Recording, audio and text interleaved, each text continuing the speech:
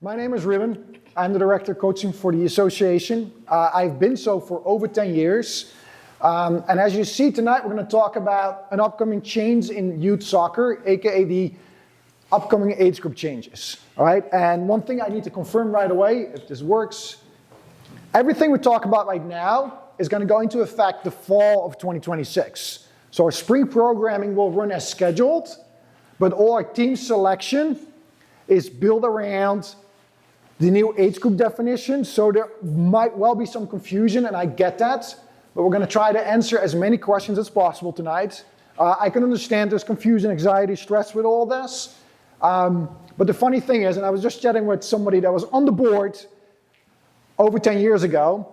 Those that are somewhat familiar with youth soccer might know this, but 10 years ago, US Soccer told us we're going to change the age group definitions. And they changed it to what it is right now, as in the year of birth setup. Literally 10 years ago, we found out about that, so we're doing the exact same thing as we're doing tonight, talking to parents about what's coming up and letting them know how we're getting through it. Now, I personally believe, having done it once before, we went through it quite well. Listen, there will always be bumps. It's not going to be completely perfect, but we have enough experience with it to make sure we can handle the change. Also because, like 10 years ago, I was the only employee of the club in a sense, and I did a lot on my own, and I got so many people with me now that are helping me. We'll get it sorted. Does that mean it's going to be perfect? As I said, absolutely not. I'm sure there will be some things that aren't clear or where we have issues, challenges to deal with, but we'll deal with them. And once we get through the change, it will all be fine. And I'm saying that, but I'll also bring in some people that can confirm when they went through the changes, how they experienced it, and how eventually everyone just continued with their thing once everything got set, if that makes sense. All right, so without further ado, all right, the one thing I do want to stress from the get-go with all of this, all right, there's a lot of things we always need to take care of as a club year-round to make sure we keep things going. This is something we need to deal with. Ideally, we wouldn't, but unfortunately, the powers of youth soccer decided we have to do this. So I want to stress this from the get-go. This is not coming from us. This is not just us, New Jersey. This is the entire country. Every program involved in youth soccer will have to adapt and change to the new age group definitions.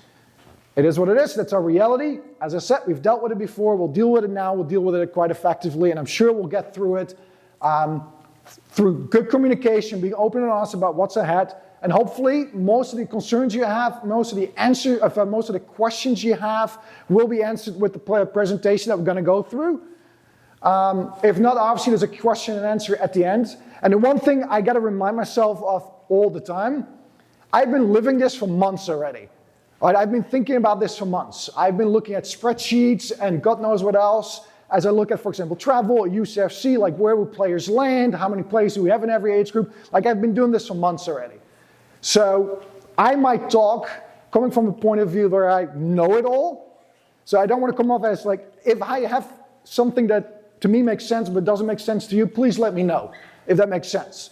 All right, because I might explain something and think it makes sense to me, but I can understand for somebody that has not a lot of experience with this, it could be very unclear. All right, there's no such thing as dumb questions. I just want to provide clarity. But yet, we want to provide clarity.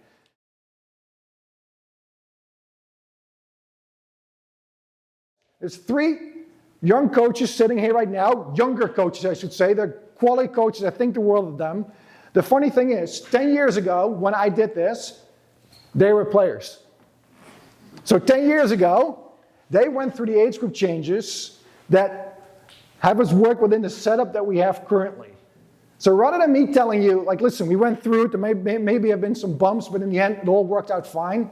I kind of want to bring in real-life experts that went through it and know that it will all work out. So this is what we're going to do. I'm going to give them a couple questions. They're going to answer them all right, as part of the presentation. But again, it's coming from people that are now coaching, all right, and they're doing a great job at it, by the way. But more importantly, they went through the age group changes themselves 10 years ago. So, Maddie, I want to start with you because these 2 guys already had a chance to talk last. Why don't you introduce yourself first and foremost to let people know who you are and what you do within the club? Hi, I'm Coach Maddie. I work primarily with the Fun of Soccer and then the academy programs. So the transition from youth into travel and then travel into the club level. There we go. Mr. Heeses, why don't you go next since you're in the middle? I'm Riley. I've worked with a bunch of different programs so far. Fun of Soccer, Academy, Rec, Intercounty, Travel Now, and best assistant coach on Coach Rubin's summer teams. He doesn't get paid to say that, by the way. I hope it comes from within himself, just saying.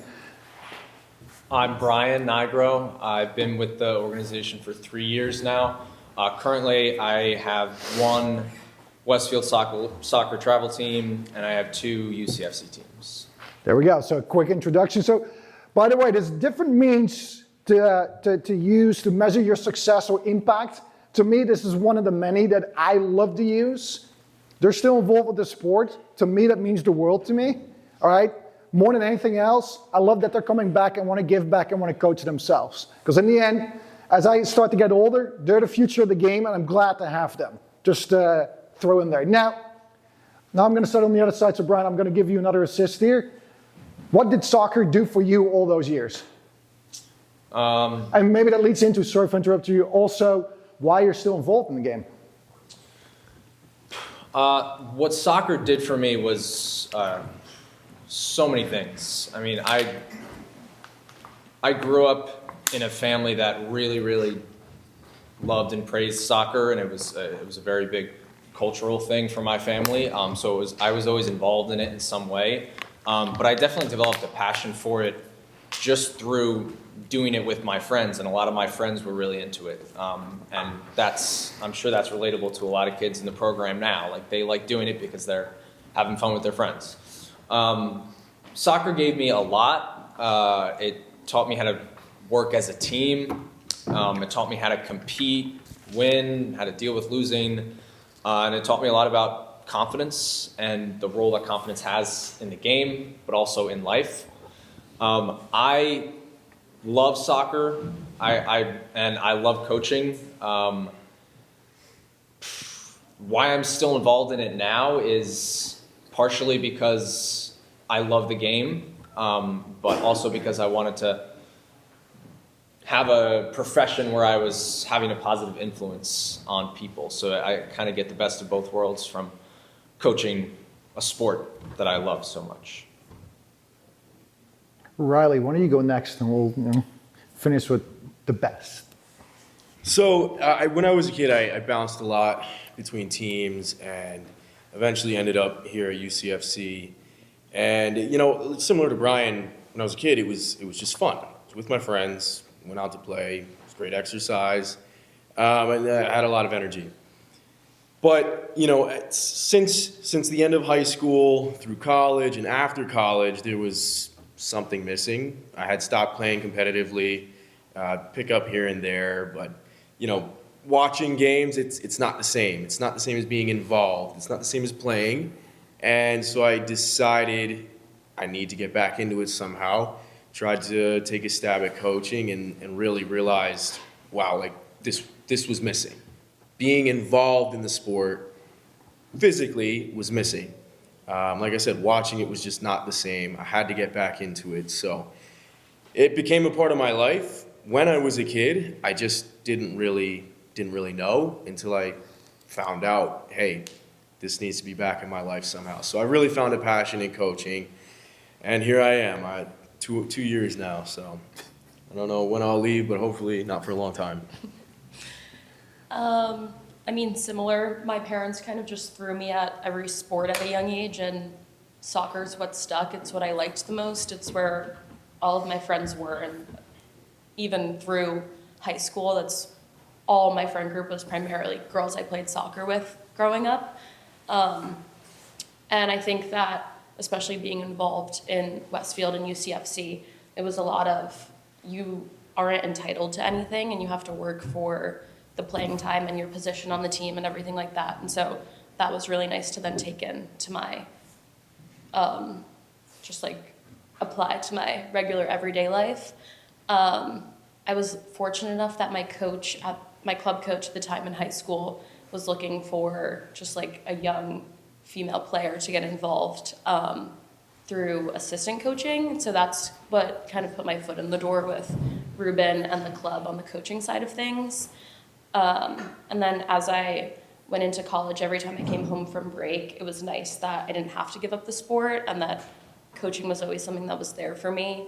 And because it played such a pivotal role in my upbringing and everything, I had a lot of coaches who I looked up to as mentors. And after graduating, I realized that I want to be that for somebody else and that for a kid and be the reason why they want to stick out the game and stick out playing, even if they're friends, even if there's not 10 of their friends on their team and it's just 1 or 2, showing them like why the game is worth staying committed to. All right, so the most important question, and we'll start with you, Maddie, since you're already going anyway. You went through the changes. I know for a fact you went through it because I remember your group basically being split up between U14 and U15, I think, right? How did you experience it? And was there anything, like, is there anything noteworthy you want to share on those changes as we look back at that and also look forward to the changes coming up? When we went through it, I want to say I was in 7th or 8th grade. 7 into 8th, I think. Yeah, and so it was a weird time to go through it because the girls that were getting bumped up age year, and so like the girls in my grade who birth year were above me were now playing with 8th graders and freshmen in high school, and I was then playing with 6th graders and 7th graders. And if middle school isn't hard enough, you add another social hurdle into all of it. But it ended up after like the first week or two, eventually, at least on the girls' side, everyone loves to socialize and loves to talk, so that kind of helped weave everything in. But it gives you a different perspective on the game because they're bringing stuff from what they were experiencing at their competition level. Because just because they were a grade below doesn't mean their competition was necessarily lesser than what we were experiencing. So we kind of got their style of play embedded into ours, and that was a nice change of pace for us. I think it challenged us to kind of get out of our comfort zone and realize that just because what we had done for so long was normal doesn't mean it was necessarily right. And so having them come in, I think it pushed us to kind of challenge ourselves both skill-wise and socially. Brian, why don't you take next? So Riley has to wait a little bit. You can do that. So I was in high school when they changed to birth year, and at that time I had gone to play for STA. I will say that growing up, Can you also add, by the way, that you declined an opportunity to play with us? Yes, of course. And then you still regret it to the day? I did just try out for UCFC and turned them down, and I wish I hadn't. Thank you, They Brian. didn't tell me to say that. But I'll go into why I didn't have a great time at STA. It's part of the whole thing about the age group. But I never really registered growing up that I was playing with kids from my grade. Like, kids don't really think about those sorts of things, whether they're playing with kids in their birth year or in their grade. They're just playing, and they're playing with their friends. Obviously, when you're in high school, you're a little bit more conscious. So when they did have that change, originally, like when it first happened, I didn't really notice anything. After 1 or 2 years at STA, I became conscious of the fact that I was playing with kids who were a grade below me. And obviously, there's pros and cons to that, but I think one of the biggest things that affected me was that I felt like I didn't have a lot of shared experiences with those kids. And you could say it was partially because they just lived in a different town than I did. But them not being in my grade, I never, there was a huge disconnect from me to them in terms of in terms of me making friends and being able to have shared experiences. So I didn't love it. I didn't love playing with, because I had a really late birthday, so I was playing with kids who were a grade below me. I really didn't love it. I feel like I didn't connect with them. So I like the idea of the age group changing so that you're playing with kids in your grade. I think it's a positive. Everyone's going to have their own opinion, and like I said, there's going to be good things about it and bad things about it. But for me, I like this change because I went through it, and I went through playing with kids who weren't in my grade, and I didn't love it. The other thing is that when you get to that high school age, a lot of kids look to go get recruited to play at college. And if you're playing with kids who aren't in your grade, then I, as a junior, was looking to get recruited when most of my team were sophomores and weren't really thinking about that yet. So I felt like they weren't taking it seriously enough. Their minds weren't there where my mind was, getting recruited to go play at college. So that was also a big disconnect between me and them. I felt like that hurt my chances of playing at college. So again, there's a lot of things that go into it, but personally I am pro the change to grade-based. Thank you, Brian. Riley, can you wrap it all up for us, please? Yes, I won't take up too much time, don't worry. Is it a dig at Brian, or I thought, was it, yeah? So I had a pretty similar experience to Brian. We were the same age, we were in the same grade. We didn't end up playing together until high school, but I played for UCFC, and he, of course, like you said, left to go play for a different club. So, like I said earlier, I bounced around between clubs a lot, and it was always grade-based when I was doing that. It was prior to before 2016. 2016, I came over to UCFC, and that's when they made the change to birth year. Didn't really notice at first. My parents hadn't told me about it. I just tried out for a team, made the team, went onto the team. There's a bunch of new players, but there were some familiar faces, some from my grade, some from below my grade. I actually have a slightly different experience. I have an earlier birthday, so I was one of the older kids despite the changes.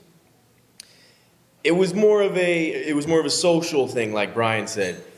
I wasn't really too sure how to feel about it, playing with kids below my grade level. I didn't really know what that meant. Was that a good thing? Was that a bad thing? I didn't really know these kids. I had just been used to playing with the kids that I see every day, and that was normal to me. I didn't think about the age groups or how old my teammate was until we went to birth year. And it just created somewhat of a weird dynamic and something extra to think about when I just wanted to play. So, yeah, I mean, having gone through both of these different groups, obviously I think the grade-based is much better. Like, I never thought about it when we were playing that way. And then, when we switched over, I had something to think about it. I wasn't really much of a fan of it. And like I said, I was one of the older ones, so usually the older kids, they don't really have the issues. But yeah, it still caused a little bit for me. And yeah, overall, definitely a fan of that going back to grade-based. All right, so perspective of, give them a hand, please, because I dragged them out here.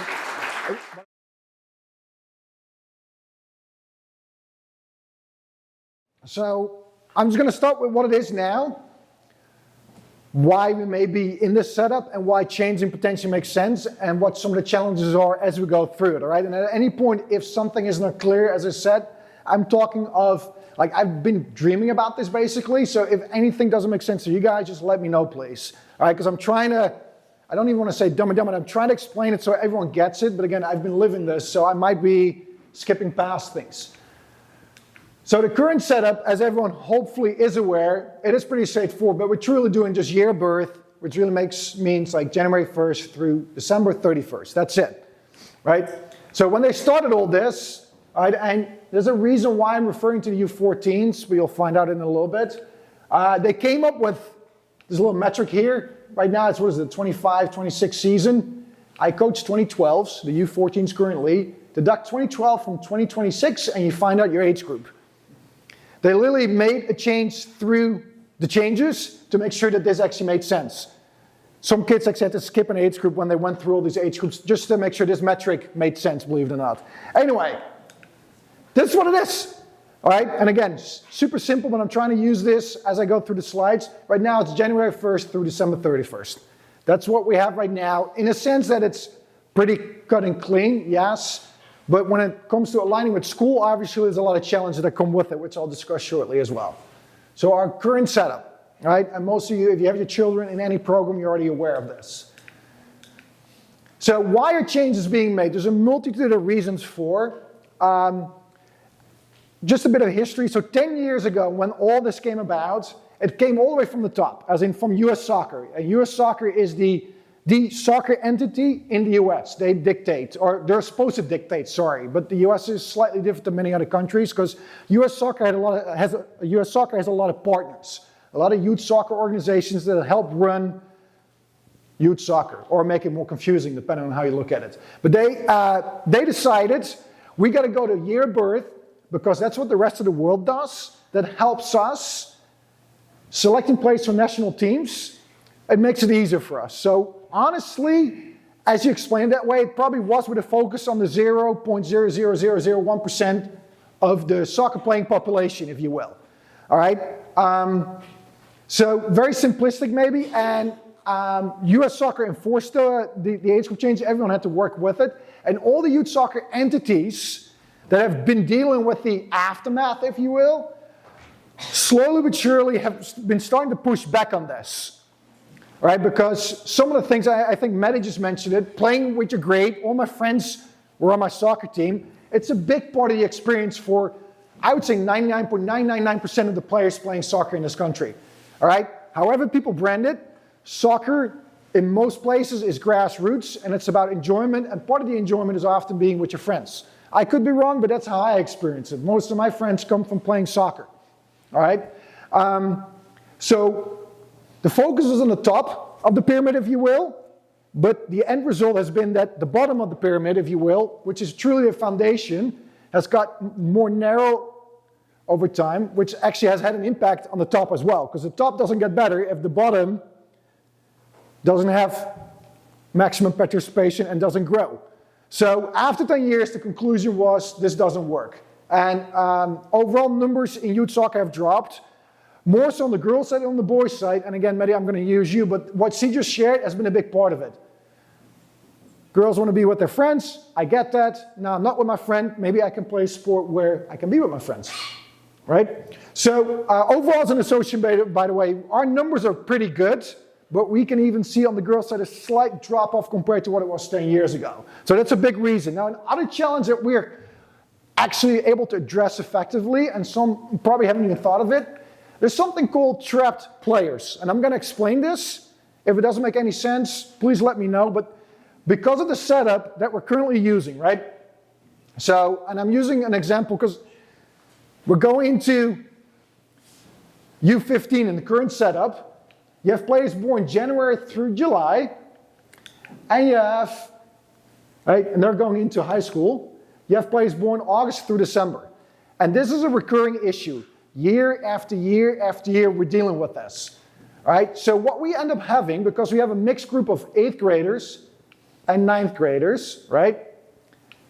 When the fall comes around, what do you think these 9th graders are doing? Playing high school. I mean, they should. I mean, part of the experience, I know some people talk down on high school soccer, but it's a big part of the experience, part of the culture, all right? Westfield versus Scotts Plains, big rivalry. Can't take that away from a kid, right? 9th graders go into high school. But then we have 8th graders who, because of this setup, are on the same team, but what are they doing that fall? Yeah, potentially. Thank you, by the way. I don't disagree. But every year, this has been an issue for us. And we found some ways to deal with it, but it was more of a Band-Aid on a gaping wound, if you will. And we're not the only ones dealing with it. Every year we find ourselves dealing with the same thing. Now, one thing that also people don't realize is that at some point through all this becomes an issue at U19 as well. Because some kids graduate out of the program, and suddenly we have, say, these are 12th graders now, and they're 11th graders. What are we doing with these 11th graders? So every year at U19, we have to figure out a way to make sure they have a team as well. So twice during their youth soccer career, these kids are basically trapped. So this is one of the main reasons, combined with what I just shared with you guys, is why there are changes being enforced now. All right? Anyone any questions about this, by the way? Like, some of them probably didn't even think of this, but this is truly one of the major issues we've been dealing with year in, year out, since these age group changes went into effect.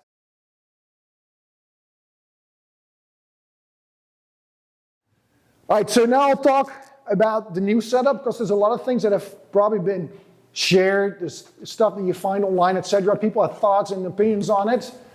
So the new cutoff will be August 1st and goes through July 31st the following year. Now, it's been branded as grade-based, but as you probably understand, in New Jersey, the school cutoff is October 1st, right? Now, this is a change that goes into effect and is impacting everyone in every state in the US, all right? And school cutoff dates are decided by state government, and in every state that is different.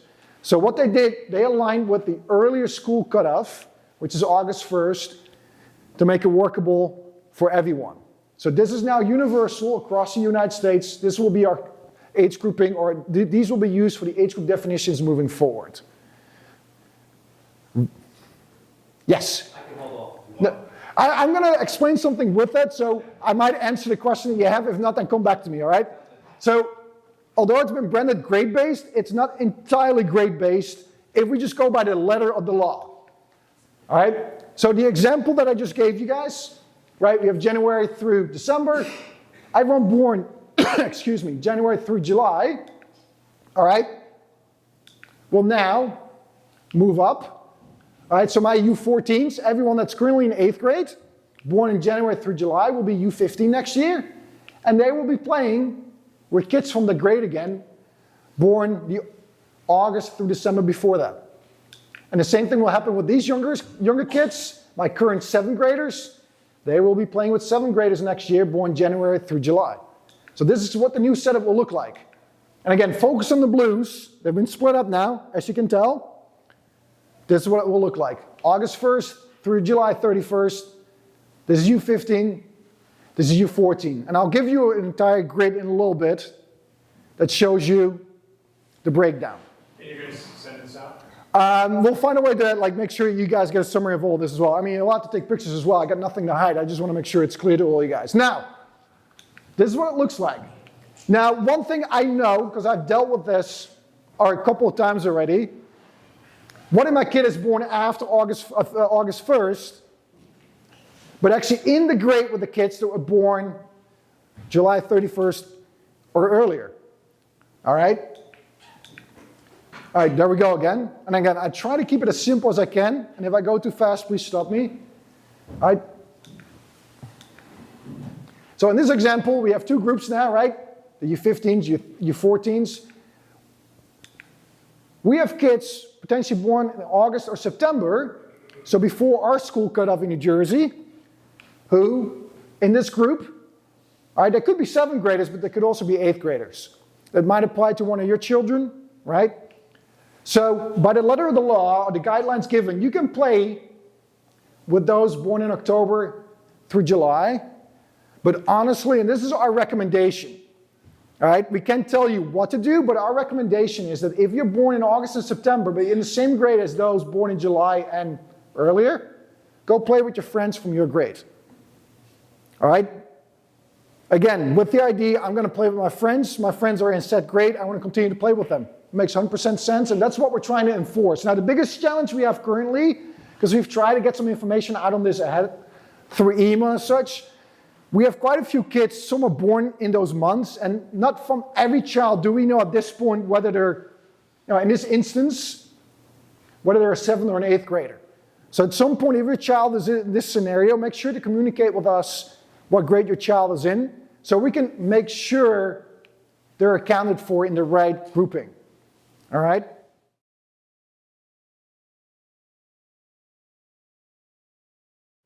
This has come up a couple of times as well.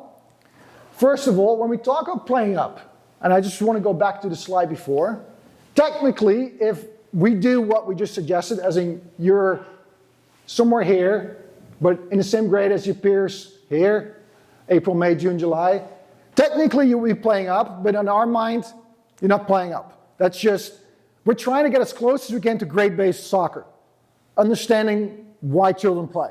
right? So that to us is not playing up. That's one. Two, playing down. All right? This is the challenge that we face right now.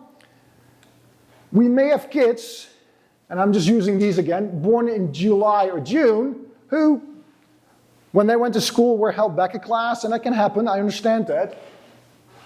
So they may actually be, in this instance, a 7th grader this year rather than an 8th grader, but they can't play down. And it has nothing to do with what we want to do. That is simply to do with the U.S. youth soccer entities that we go through for carding. We can't card you on the younger team. You can't play down given the rules, guidelines, / restrictions that come with it. All right? I did reach out to New Jersey Youth Soccer on this to find out if there's anything they can do for especially the kids June, July, because it seems rather harsh. But again, it's the reality at this moment that we face, that if you're born here but you were held back, you are in that group rather than playing down. Because again, just purely for registration purposes, we can't push you down. All right? Now, the other thing I just want to stress when it comes to playing up, in general, all right, and it's the last thing I want to say, all right, people underestimate, on the whole, the impact of playing up on a child when it comes to their physical development, also their emotional and psychosocial development. So if we truly believe a child, and again, I just use it, is like born later in the year, but would benefit from playing up, will make the decision. Like I'm looking here at like April, May, June, July. If they're heads and shoulders above everyone else, head and shoulders above everyone else, then maybe it makes sense. However, for most children, I would argue that doesn't apply. And this is what I just want to share with you guys. So this little picture over here, I try to make it as big as you possibly can. I did a course with US Soccer a couple months ago, which is specifically for people in my role, technical leads, director, coaches, etc. And a lot of it was focused on child development. Now what you see here, on the horizontal axis here, you see the chronological age of a child, and I was here a percentage difference. What we sometimes don't realize, I mean listen, it happens one way or the other, but a year difference from 8 to 9 is ginormous if you look at it at an accumulated average of life experiences. It gets smaller as they get older, of course, but this difference here is huge. All right? Physically often, emotionally, psychosocially. All right? So again, going back to the playing up, I just want to get ahead of it. We do look at that if we feel it's the best move for a child, but there's a lot of things to consider, and we want to make sure we do right to a child when we go through those decisions.